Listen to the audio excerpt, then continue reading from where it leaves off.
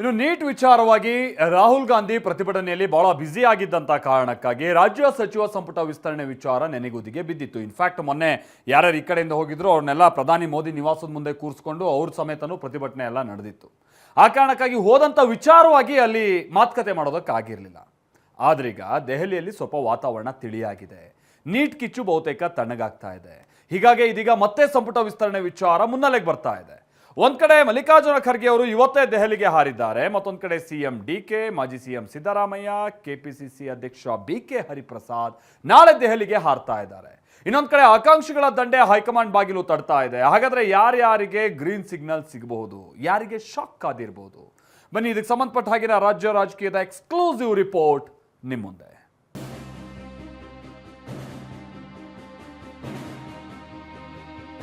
ರಾಜ್ಯದಲ್ಲಿ ಮತ್ತೆ ಸಚಿವ ಸಂಪುಟ ವಿಸ್ತರಣೆ ವಿಚಾರ ಗರಿಗೆದರಿದೆ.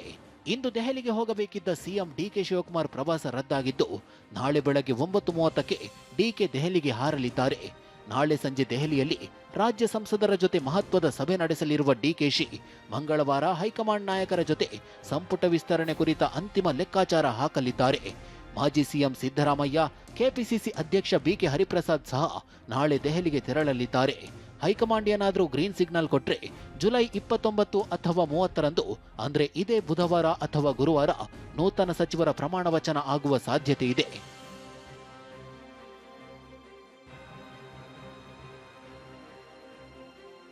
ಖರ್ಗೆ ದೆಹಲಿಗೆ ಹೋಗುವ ಮುನ್ನವೇ ಭೇಟಿಯಾದ ಶಾಸಕರ ಹಿಂಡು ದಂಡು.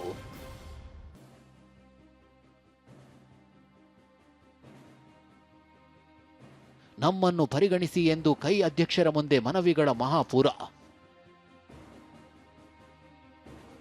ಒಂದ್ ಕಡೆ ಸಿಎಂ ದೆಹಲಿಗೆ ಹೋಗಲು ಸಿದ್ಧತೆ ನಡೆಸಿದ್ರೆ ಅತ್ತ ಸಚಿವಾಕಾಂಕ್ಷಿಗಳ ಎದೆಯಲ್ಲಿ ಢವಢವ ಶುರುವಾಗಿದೆ.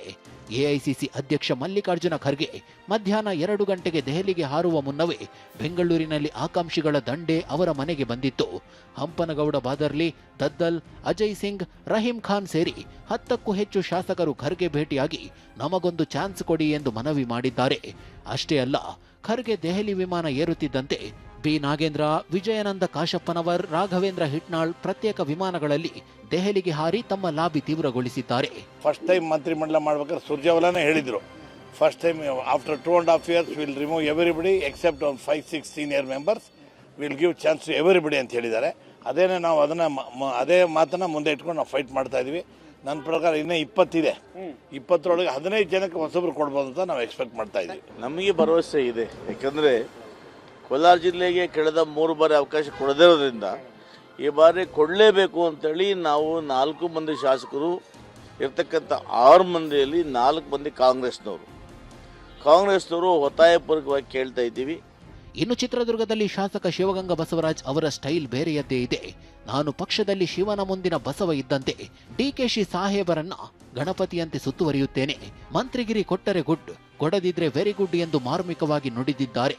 ನಾನು ಬಯಸ್ದಂಗೆ ಡಿಕೆ ಶಿವಕುಮಾರ್ ಸಾಹೇಬರು ಮುಖ್ಯಮಂತ್ರಿ ಆಗಿದ್ದಾರೆ, ನಾನೇ ಮುಖ್ಯಮಂತ್ರಿ ಇದ್ದಂಗೆ ಇದ್ದೀನಿ. ಆದ ಕಾರಣ ಕೊಟ್ಟರೆ ಗುಡ್, ಕೊಳ್ಳಿದ್ರೆ ವೆರಿ ಗುಡ್ ಅಂತ ನಿರೀಕ್ಷೆ ಇದ್ದೀನಿ. ನಾವು ಗಣಪತಿ ಇದ್ದಂಗೆ, ಶಿವನ್ನ ಹೆಂಗೆ ಗಣಪತಿ ಸುತ್ತಾರನೋ ಹಂಗೆ ನಾವು ಡಿಕೆ ಶಿವಕುಮಾರ್ ಸಾಹೇಬ್ರೆ ಸುತ್ತ ಒಂದನ್ನೇ ಆರಾಧ್ಯ ಮಾಡೋದು. ಅವ್ರು ಕೇಳಿದೀವಿ, ಅವ್ರು ನಮ್ಮ ನಿಟ್ಟಿನಲ್ಲಿ ಒಳ್ಳೇದಾಗ್ತಿದೆ, ಯುವಕರು ಬೆಳೆಸಬೇಕು ಅನ್ನೋದು ಗಮನ ಇದೆ. ರಾಹುಲ್ ಗಾಂಧೀಜಿ ಅವರು ಸಹ ಇವತ್ತು ಯುವಕರಿಗೆ ಅವಕಾಶ ಮಾಡಬೇಕು ಅಂತಾರೆ, ಆ ನಿಟ್ಟಿನಲ್ಲಿ ಕೊಟ್ಟರೆ ಒಳ್ಳೇದು. ಸಚಿವ ಎಂಬಿ ಪಾಟೀಲ್ ವಿಜಯಪುರ ಜಿಲ್ಲೆಗೆ ಮತ್ತೊಂದು ಸ್ಥಾನ ಬೇಕು ಎಂದು ಡಿಮ್ಯಾಂಡ್ ಇಟ್ಟಿದ್ದಾರೆ. ಆದರೆ ತಮಗೆ ಡಿಸಿಎಂ ಸ್ಥಾನ ಒಲಿಯಲಿದೆ ಎಂಬ ಸುದ್ದಿಗೆ ಮಾತ್ರ ನನಗೆ ಆ ಬಗ್ಗೆ ಮಾಹಿತಿಯೇ ಇಲ್ಲ ಎಂದು ಜಾನ್ಮೇಯ ಉತ್ತರ ನೀಡಿದ್ದಾರೆ. ಒಂದು ಸಹ ಹಿಂದೆ ಪ್ರಸ್ತಾವನೆಗಳು ಅದು ಇತ್ತು, ಚರ್ಚೆಗಳಾಗಿದ್ದು, ಅದು ಹಿಂದೆ ಯಾವಾಗ ಆಗಿಲ್ಲ. ಈಗ ಅದು ಏನು ಪಕ್ಷ ಯಾವಾಗ ನಿರ್ಧಾರ ಮಾಡಿದರೆ ಆಗ್ತದೆ. ಪಕ್ಷ ಅವತ್ತು ನಿರ್ಧಾರ ಮಾಡಬೇಕಲ್ಲ ಅದನ್ನು. ನೋಡಿ, ಕಾಂಗ್ರೆಸ್ ಪಕ್ಷನಲ್ಲಿ ಅದೆಲ್ಲ ಹಿಡಿಯೋದಿಲ್ಲ. ಕಾಂಗ್ರೆಸ್ನಲ್ಲಿ ಪಕ್ಷ, ಕಾಂಗ್ರೆಸ್ ಕುಟುಂಬ, ಅದು ಸಚಿವ ಸಂಪುಟ ವಿಸ್ತರಣೆ ಆಗ್ತದೆ ಈಗ 2-3 ದಿವಸದಲ್ಲಿ. ನಾನು ಒಂದೇ ಹೇಳ್ತೀನಿ, ನನಗೆ ಯಾರು ಕಾಂಪಿಟೇಷನ್ ಆಗಿದಾರ ಬಿಟ್ಟಾರ ನನಗೆ ಗೊತ್ತಿಲ್ಲ. ವಿಜಯಪುರ ಜಿಲ್ಲೆಗೆ ಇನ್ನೊಂದು ಮಂತ್ರಿ ಸ್ಥಾನ ಕೊಡಬೇಕು ಅಂತ ಹೇಳಿ ನಾನು ಒತ್ತಾಯ ಮಾಡಿದ್ದೀನಿ. ಒಟ್ಟಿನಲ್ಲಿ ಕೈಕಲಿಗಳ ದೆಹಲಿ ದೌಡು, ಆಕಾಂಕ್ಷಿಗಳ ಲಾಬಿಗಳ ನಡುವೆ ಡಿಕೆಶಿ ಸಂಪುಟದಲ್ಲಿ ಯಾರಿಗೆ ಒಲಿಯಲಿದೆ ಅದೃಷ್ಟ, ಯಾರಿಗೆ ಸಿಗಲಿದೆ ನಿರಾಸೆ? ಹೈಕಮಾಂಡ್ನ ಆ ಗೌಪ್ಯ ಪಟ್ಟಿಯಲ್ಲಿರುವ ಹೆಸರುಗಳಾವುವು? ಎಲ್ಲದಕ್ಕೂ ಮುಂದಿನ 48 ಗಂಟೆಗಳಲ್ಲಿ ಉತ್ತರ ಸಿಗಲಿದೆ. ಈರಣ್ಣ ಬಸವ ಜೊತೆ ಸುನಿಲ್, TV9 ಬೆಂಗಳೂರು.